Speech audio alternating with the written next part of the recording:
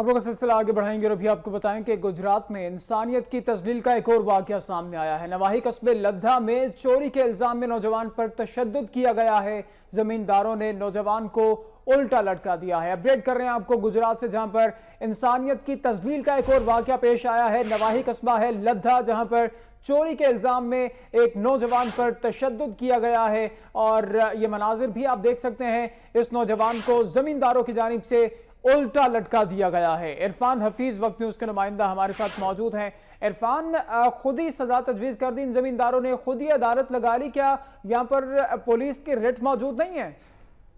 जी, ये अफसोसनाक वाकया जो है ये गुजरात थाना कुंजा का गांव है लद्दा, जो वहां पे पेश आया है। इस जो जैद इकबाल नामी शख्स पर गांव के लोगों को शुबा था कि इसने दरबार खेड़ा वाली सरकार जो है उसका गला चोरी किया है, तो इसको पुलिस के हवाले करने के बजाय गांव के लोगों ने खुद ही इससे को उल्टा लगा के इसे तफ्तीश शुरू कर दी।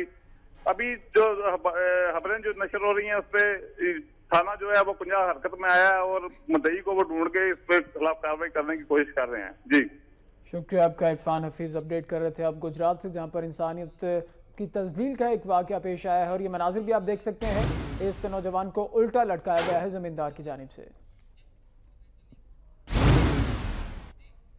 और अब कुछ खबरें शामिल करेंगे दुनिया भर से।